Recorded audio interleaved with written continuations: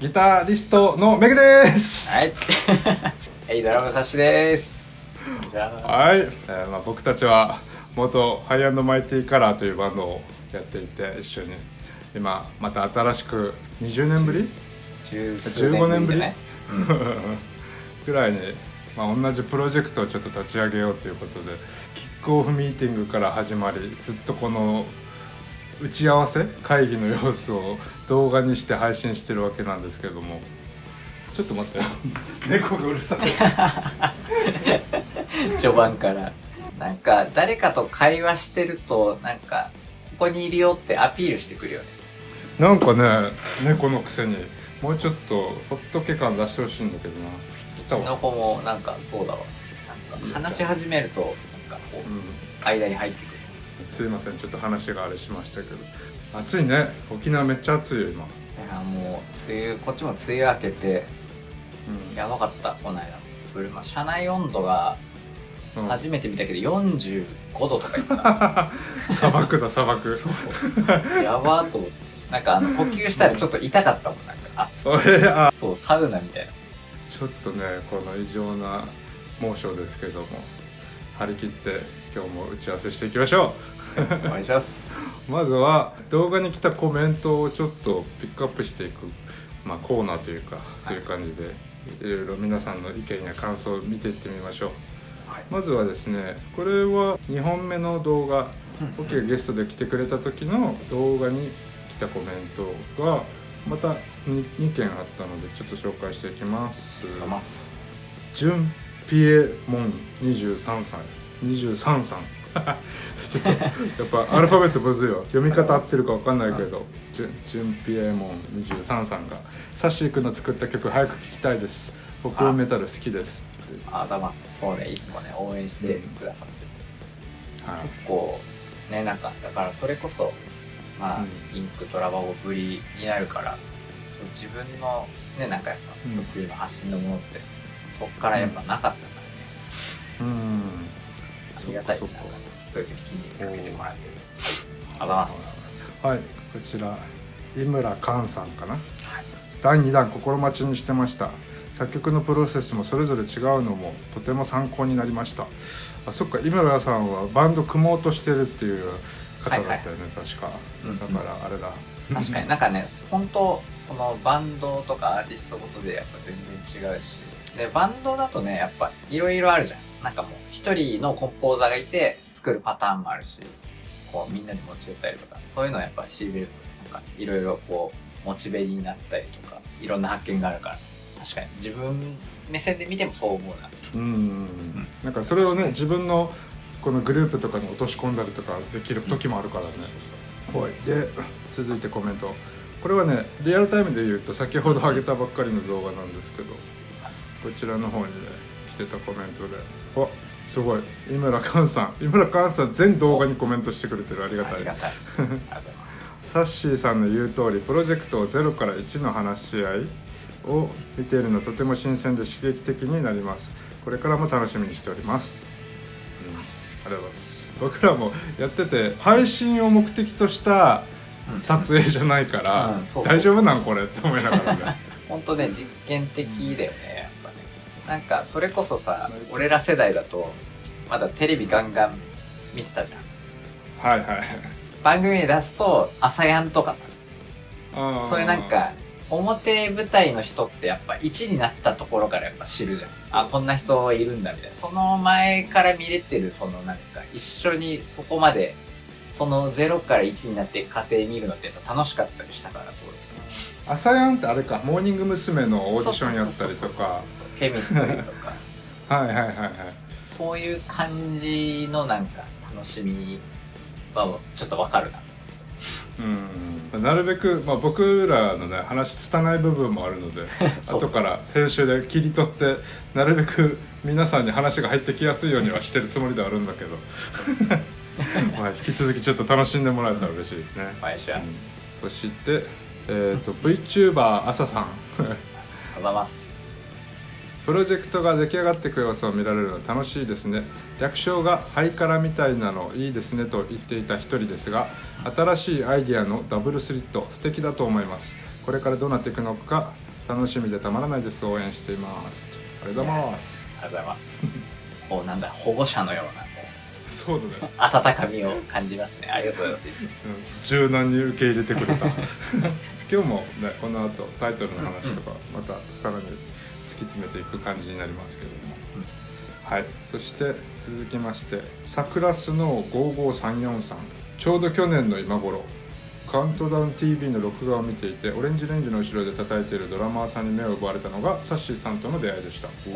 テレビだ。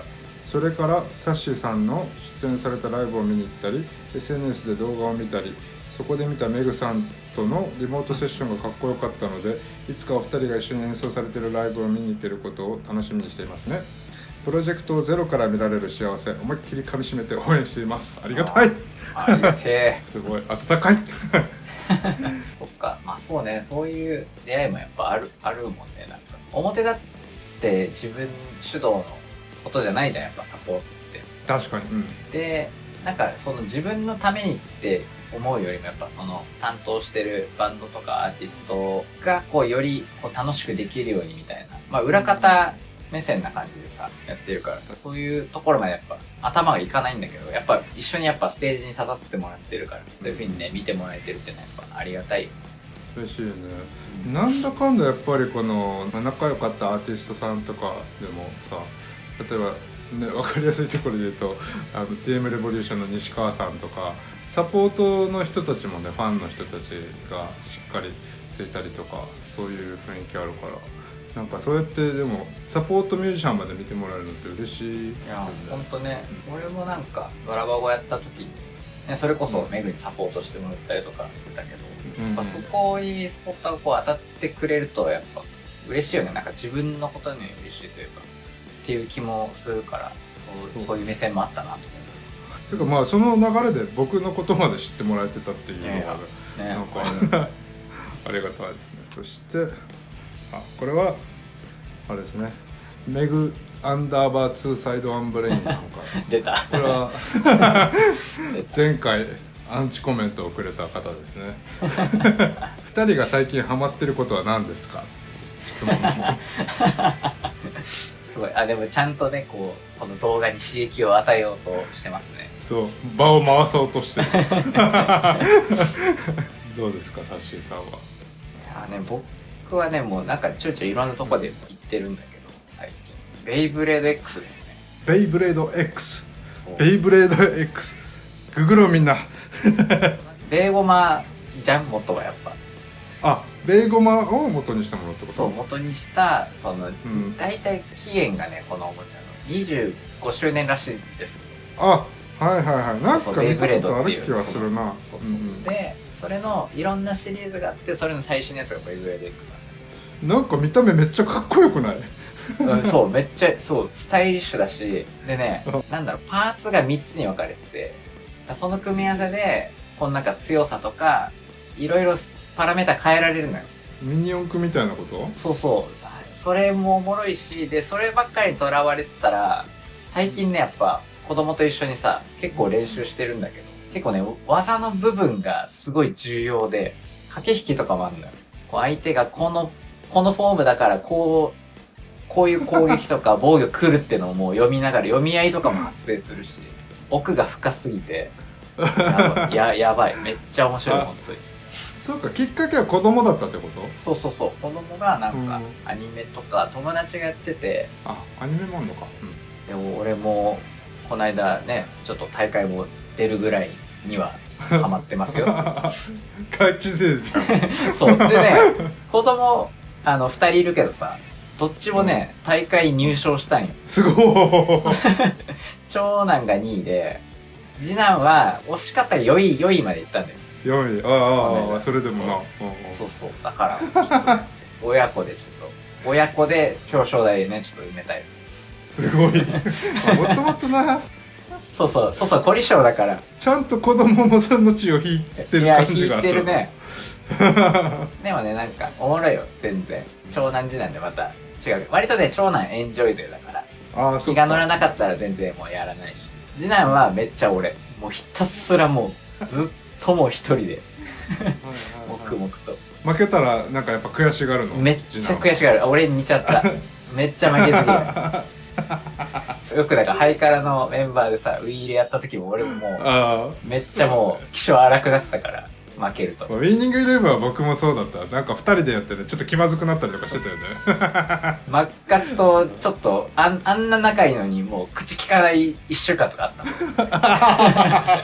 ゲームきっかけでウイイレキックだ全部ね俺のせいなんだけど負けず嫌いすぎてそれついちゃったわしな。それの流れでベイブレードっていうのをやってるのね。メグはなんかないの最近？僕はね最近ハマってるのね。僕もうなんかつくづく趣味がない男でもともと言うとさ、まあ音楽っていうものを仕事にしてる以上そのもう趣味が仕事になってて仕事が趣味でみたいななんかよくわからない状況になってるんだけど、ただなんだろうな最近コスメハマってるコスメいやでもねわかる、うんね、なんだろうやっぱ年齢的なものもあんのかな。俺もねあると思う、去年一昨年ぐらいからやっぱね肌がこうガクッとくるんよ。そう四十を手前にすると、はいだから俺もだからスキンケアか。僕の場合はだから最近ねお風呂入った後の肌のケアもそうだけど、最近いいなって思ってるのはヘアオイル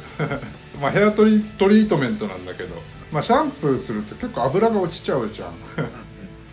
でまた沖縄の水ってねその本土の水と比べると硬水って言われてちょっと硬いね硬い水だからそうキシキシしがちだったりとかするから、なんかもう少し潤いちょうだいって思う時があるから、お風呂上がりで髪乾かした後にヘアオイルをこうパッて塗るんだけど、それがねいい匂いするの見つけて最近こう風呂上がりでヘアオイルをつけてしっとりさせてうふってなってるそんな感じで。でも美容ハマってるの美容って言い正しいのか。いやでもいいんじゃない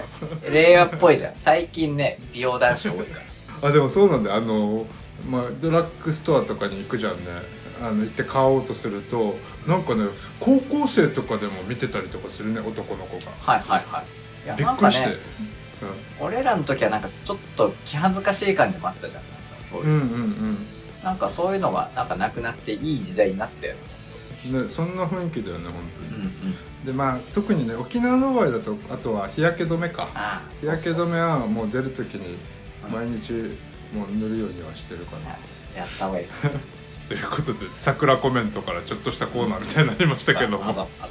こからはミーティングをねしっかり始めていこうかなと思うんですけど、前回の動画までに上がった修正点とか踏まえて、ちょっと見てもらったら分かるのかなと思うけど、この辺に名前のタイトルが入ってたりとか、少しずつ改善してこんな感じかなっていう雰囲気になったから、またオッキーさんが来た時とかにそうねちょっといろいろ感想とか聞いてみようかなって思いますけど、こんな感じで少しずつ、修正はしてますが、皆さんもぜひ意見やアイデアあったら教えてほしいなってコメント欄お待ちしてます。はい、前回から引き継ぎの議題とかもいくつかまた今日もありますけど、まずはプロジェクト名についてっていうところなんですけど、前回ダブルスリットなんとかのこのなんとかの部分まで考えたいねっていうところで終わったんですけど、割とその後すぐかこれ LINE で思いついたので、ダブルスリットエフェクトっていうのをね提案したんですけど、ちょっとスペル書こうかな。こういう感じです。ダブルスリットエフェクト。このダブルスリットっていうのがもう基礎となるから、本来はダブルとスリットで2つの単語なんだけど、ちょっとスペースをなくして1つの単語として扱うのがいいかなと思ってて、でそれにエフェクトっていうのをつけてる感じなんですけど、これがなんか影響するとかそういう意味なんですけど、これもそのなんか変な学問というかカオス理論みたいのがあって、カオス理論のこのバタフライが飛んだらどっかでハリケーンが起こるみたいな、要はバタフライのちょっとした羽ばたきで起こった風からなんかいろいろ理由が巡り巡ってハリケーンになるっていう、そういう理論なんだけど、そうやってね僕らの作った音楽とかも波及していくといいなって、またこのカオス理論っていうのとこの量子力学みたいなのの相性もいいのかなとは思ってて、でねサッシーからもその LINE 上ではいいねって言ったって、いやそうめっちゃいいなって思って、またちょっとそのミーティングの時に続き話できたらなって思ってて日々を過ごしてたんだけど、なんか量子力学とカオス理論もなんか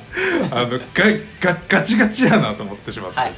その後ちょこちょこいろいろ考えてたんですよ。それもちょっと一緒に考えてみてほしいなって思ってるんだけど、単語を足すんじゃなくてちょっと文字を変えるみたいなニュアンスなんですけど、はい、ダブルスリッターでも T2 つかなこれやるとしたら、ダブルスリッター、ダブルスリットをする人たちみたいな、それこそスリットの前にスペース入れちゃうとまたちょっと違う意味合いになるんだけど、ダブルスリットをする人たちっていう意味で、シンプルだよねめっちゃね、シンプルっ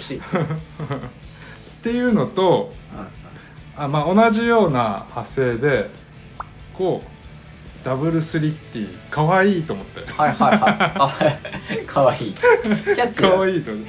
そうだからちょっと形容詞っぽくなるんだけど、ダブルスリット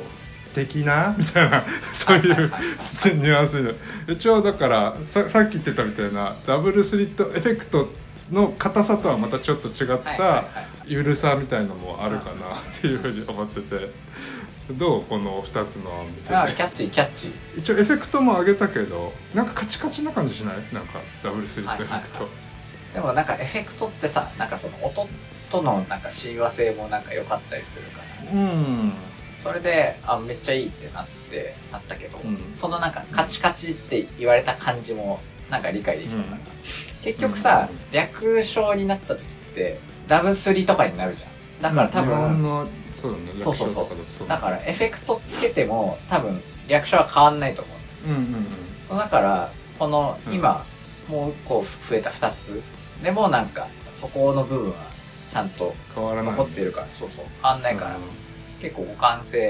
性あるなというか、それこそポッキーとかさ、はたまたいつもコメントとかももらってたりとかするから、そういうところから意見吸い上げてもなんかいいのかなと思います。確かに、なんかね、でも本当いいよ。どれでもいいって言ったらなんかちょっとあれだけど聞こえ悪くなっちゃうけど、なんかね、全部俺はしっくりくる。なんかそうあくまで今日で決め込まなくてもいいとはまだ思ってて、また曲ができたりとか皆さんから意見もらいながら、残りはちょっと決めていく方向にしましょう。はい、そうしましたら次の議題です。曲制作の進捗確認じゃん。はい、ということで、先ほど実はもうサッシが一番最初に作ったデモ曲を僕の方でちょっと揉んで、ベーシックまではなんとなく完成させてみたので、本当にさっき送ったばっかりなので、ちょっとそれを今サッシに聞いてもらおうかなって。いいっすか？ちょっとリアルタイム、ありがとう。はい、あざます。はい、聞いてもらいました。めっちゃかっこいい。テンション上がった。よかった。一応だから僕の方からちょっと説明をいくつかしておくと、2回目の回の時かな、話してたこの曲を作るにあたって起点になった部分というか、その80年代のこのデジタルのやつああいう感じは大事にしようかなって思ってて、最近っぽいメタルコアの要素というかその辺を足したりとかをしようかなっていうのと、あとあれかインストでいいかなって思っちゃってて、この曲はでもとりあえずいいと思う。だから今まだベーシックだけなんだけど、ここからギターの上物を乗せていったりとか、あとはちょっとシンセ系の音入れたりとかっていうのをやっていけたらいいかなって思ってて、だからちょっとねそれに伴ってギターのアプローチが変わってたりとかするところもあるから、ここはまたサッシーの方でもドラムのパターンちょっと変えてもらう必要があるところもあると思うし、っていう方向性はいかがでしょうっていう。いや、いいこういう実際プレイしてさ、弾きやすかったりとかギター的なアプローチとかがこう入ってきてたから、なんかすごいテンション上がった。いいね。そうだね、ギタリストならではというか、多分ドラムをやってる人からのアイディアじゃない方向性っていうのもなるべくぶち込むようにはしたから、そうそうやっぱね聞けないからさ、これ成立してるかわかんないこういう雰囲気みたいな感じで作ったから、ギター語に直してもらえてるのがもう嬉しかった。でちょっとこれをベーシックという形で、決めてしまって、あとはドラムのリズムのパターンをちょっと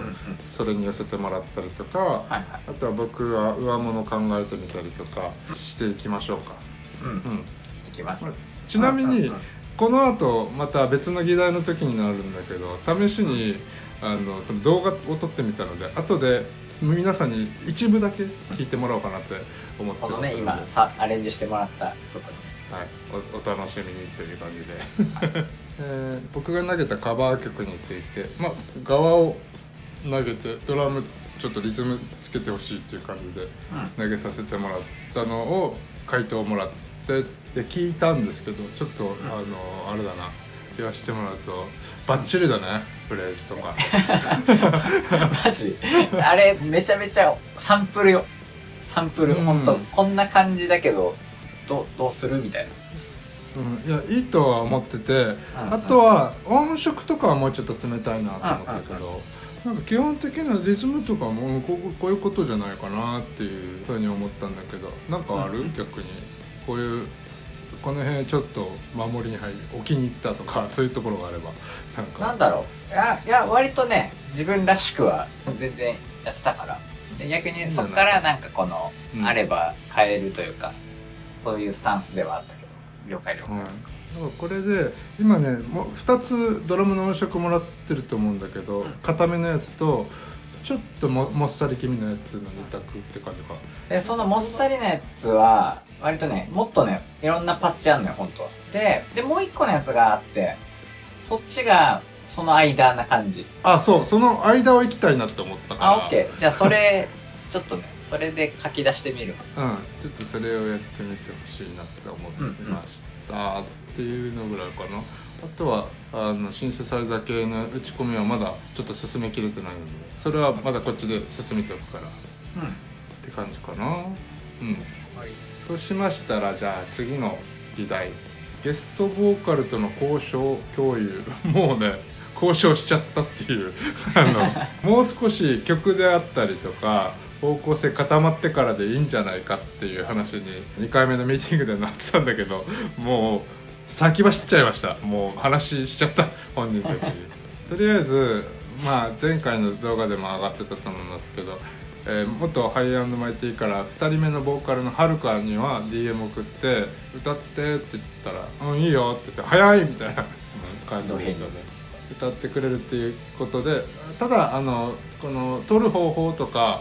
あとは動画撮るなら動画の撮影とかっていうのもちょっと方法をいろいろ考えないといけないので、なんかその辺はまたちょっと後で話するとして、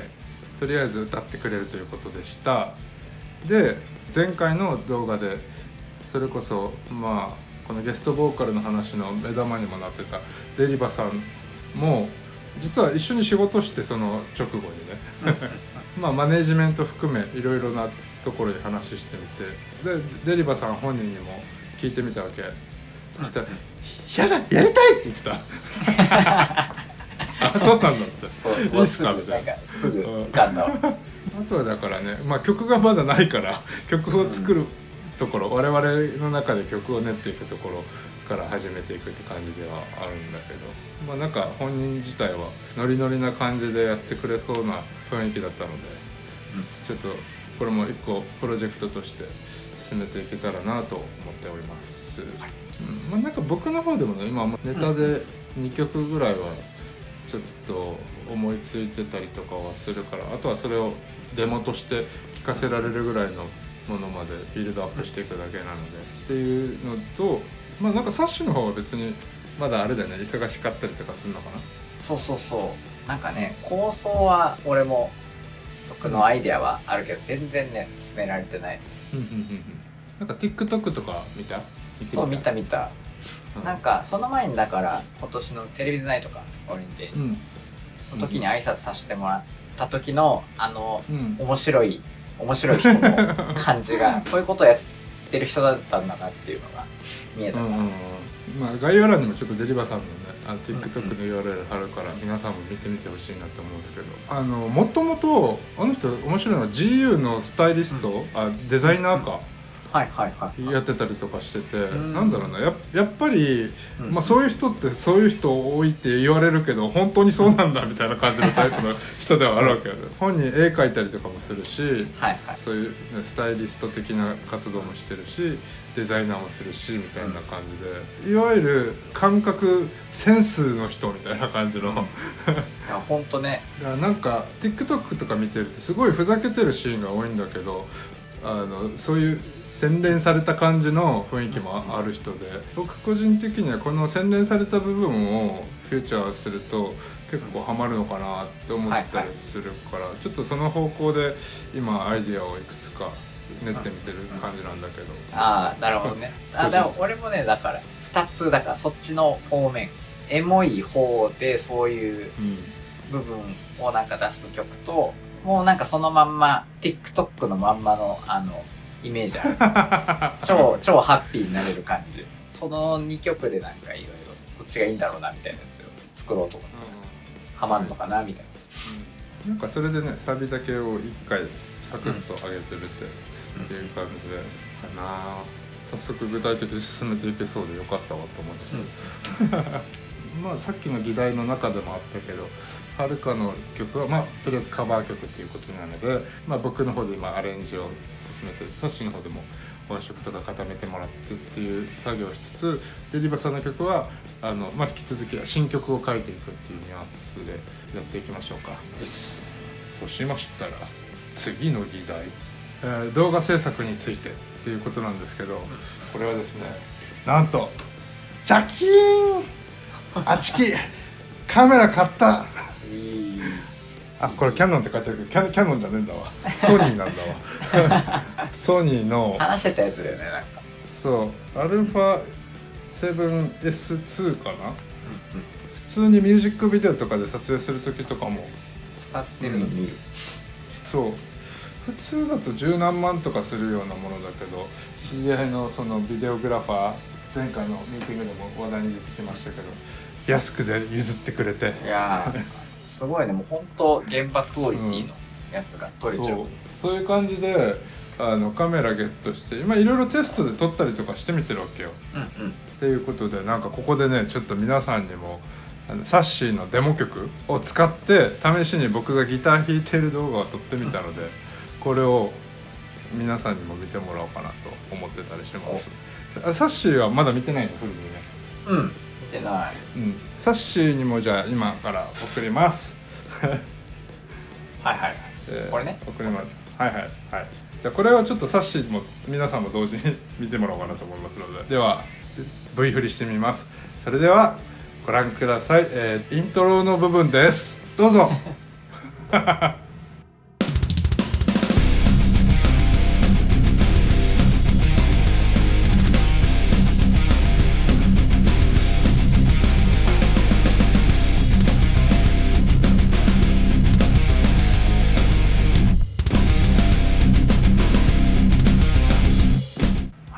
はい、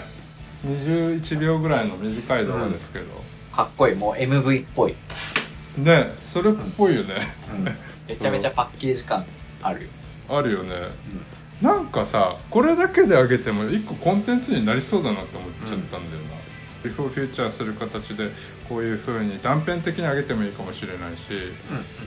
まあギターはギターだけで上げてドラムはドラムだけで上げてでショートコンテンツ増やしていくのも普通に成立しそうだなって思っちゃったんだよな、この画質さえ担保できればね。かっこいい、全然需要ありそうよ。だからドラムだったら多分何カットか取った方がいいかなと思って、例えばキックをさ横から取った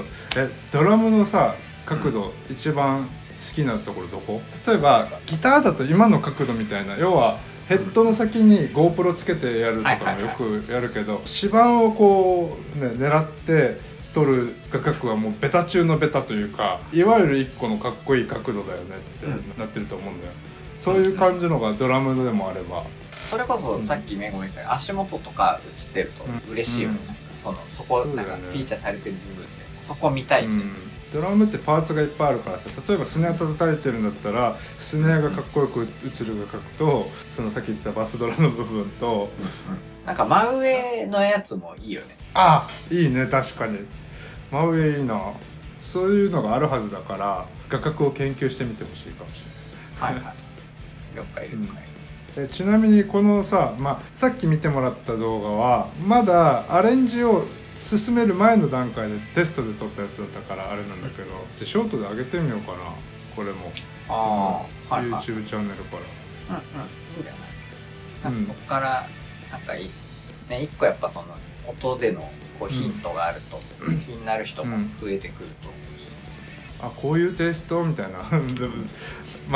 やる一個のジャンルでしかないけどね、これが全てではないけど楽しみになってくれそうな気はするけどね。OK、じゃあちょっとこの動画を配信すると同時にショートも上げてみるので、ぜひ皆さんそっちの方も見てみてほしいなって思います。はい、じゃあ次の議題、 SNS の運用についてっていうので、サッシーそろそろ X の方をちょっと本気出してもらおうかなと思って言うと、今この 2,3 本さ、おそらく僕の投稿をリツイートしてもらってるだけだと思うんだよ、要は、そう今もうボット化してるからそうなんかね、どうしよっかな、なんかねわかんなくなっちゃった、離れすぎてなんかねいろいろタイミング逃しちゃったんだよね。それこそ、TwitterX14 周年だったのよ、七夕が。だからそれでなんか発信しようと思ったら忙しくて、そのまんま流れちゃって、じゃあ次どうしようかなってなってそうだよな、なんか、全然日常をつぶやくためのツールになってないね、もはやね、この僕もそうなんだけどさ、そういう感じになっちゃったから、なんかハードル上がっちゃって、でなんか怖いし、なんか怖いが勝っちゃって今。別にいいんだけど、自分のさ自由な場だから、確かにそういう気持ちはわかる。じゃあ40の誕生日につぶやくわ。あ、そっか、近いのか。そう、40歳になるんだよ来月。ちなみに誕生日いつ？823、8月2日。823、1ヶ月後だ。誕生日おめでとうコメントも皆さんぜひしてあげてくださいっていう。いやなんかそれでなんかもしかしたら10のねタイミングというか、そうちゃんとしますよ。SNS の運用も考えていこうねっていう話、今議題でしたね。なんかYouTube の方とかでも投稿とか僕の方でできる範囲でやるようにはしてるから、なんかその X とかの部分だけかな、お願いします。これでチャンネル登録者数とりあえず1000人目指しますっていうことだね。お願いします。動画配信始めるって言ったら TikTok とかも作ってった方がいいのかな。 TikTok とか、いやまだ名前決まってないからな、プロジェクトそう決まってからよね。他のアカウントはそうしよう。YouTube についてはね、もうアカウント自体があるのでもうすぐショート出せるから出しますっていう感じで、他のちょっと SNS は名前決まってから作りますって感じだな。やりましょう。そうしましょ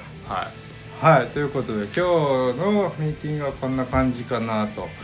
思います。結構いろいろ話してきたね。プロジェクト名についてはダブルスリッターかダブルスリッティでちょっと悩みますっていう感じですね。いいと思う。曲の制作の進捗確認は、サッシー曲は、ベーシックが出来上がってきてて、これをさらに詰めていこうかっていうところで、カバー曲これははるかに歌ってもらおうっていうものですけど、リズムの音色詰めたりとか、上物を乗せていったりとかっていう作業をここからしていきます。ここの部分に本来入れるべきだったかもしれないけど、デリバさんの曲とかもちょこちょこやっていきましょうっていう感じで、ゲストボーカルとの交渉については、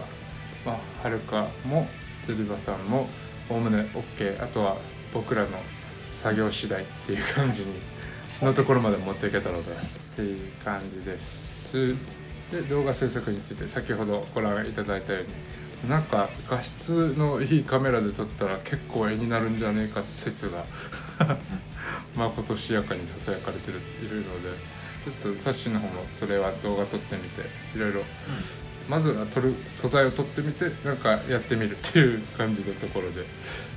進んでいます。はい、そして、SNS の運用についてサッシーは40歳の誕生日を機会にちゃんと X をやろうと思っておりますっていう。再開を、いいよね、なんかそういうの普通に言うみたいなタイミング逃したんですよ本当。でももともとはねハイカラの時もサッシーが一番ブログとか更新してるタイプの人だったからできないわけじゃないと思うので、そうなんかね2回高校2年生してるんですけどの時の感覚に似てますわ、できないわけじゃないんだけどなっていう忙しさにかまけてちょっと悪いとこ出ちゃってるんでちょっと正しますわ、はい、そして、あとは短尺動画これを機会にYouTube 上では上げてってみるけど他の SNS は具体的にプロジェクト名が決まってからアカウント作るところから始めていこうかなっていう感じなので、もうしばらく後のものだねっていう感じですね、どうでしたか今日のミーティング。ちょっとずつだけど進んでていいんじゃないですかね、プロジェクト名も決まりそうだし、もうほんとあとはちょっとやるだけっすよね、なんか自分らで、そうだね、いよいよいろいろ修正したりとかしながらな気はするけど、つどつどこうやって配信とかもしながら修正して実験して試して結果出たら検証してみたいなのもやっていきつつだね、そうはい、ということで、次のミーティングのスケジュール組んでいきたいなってところでしたけど、サッシーが今忙しい期間に入るということで、はい、この辺は宣伝できるものとかもあるのかしら。8月3日に幕張メッセでフェイトグランドオーダー FGO ですね、アプリゲームの、それの毎年周年のイベントやってるんですけど、そこのライブセクションの方で劇版メドレーとか結構今年は歌唱が多くていろんなアーティストさんの、それのサポートもハウスバンドとして参加しますので、配信もねあるんで見てもらえたらなと思います。ちょっとそうだね、編集間に合うか分からんけど、間に合ってたらぜひ皆さん見てください。お願いします。あとはね、8月11日にポコタさんバンドライブがありまして、ポコタさんは歌い手かな。フルート5結構ね、なんかお休みするって言ってたんだけど、結構でもソロの方またぼちぼちやってて、でそれでオッキーもいるんで。ああ、そうなんだ。一応じゃあその辺も概要欄にちょっと黒で気になる方はぜひ見て、サッシーのドラムが見れますよっていう感じですね。はい、だからちょっとそういうのも立て込んでて2週間後ぐらいになっちゃうかなって感じなんですけど、打ち合わせはその間に僕の方でもできるものを進めておくので、そういう感じでやっていきましょう。はい、最後にはなりますけど、サッシーさんから視聴者へメッセージをお願いします。いよいよこのプロジェクトの名前も決まりそうですし、今までは割とどんなことができるのかなみたいな感じで模索の部分が多かったんですけど、ちょっとゴールが見えるプロジェクトだったりとかもあるから、それでねすごいモチベが上がってるんですけど、早くねそれを形にしてなんか動きたい気持ちがすごい満々なので、そこもなんかこのチャンネルでねお届けできればいいなっていう感じですかねって思ってます。よろしくお願いします。引き続き僕としてもなんか先ほどねちらっとこのプロジェクトで出す音として初めてのもの映像でちらって見てもらったけど、とりあえずそんな感じで始まったんで、これを皮切りにねいろいろポンポンポンと出していけたらいいなと思ってますので、ぜひ皆さん交互期待ということで、お願いします。ちょっと反応楽しみですね、だからそうですね、はい、ちょっとぜひそこに関する感想もくださいっていう感じですけどじゃあ今回もこのミーティング長い時間ご視聴いただきありがとうございました。面白そうと思ったらチャンネル登録、いいねボタンテールマークの通知お願いしますお願いしますはいということでレグとさっしーでしたありがとうございました。ありがとうございました。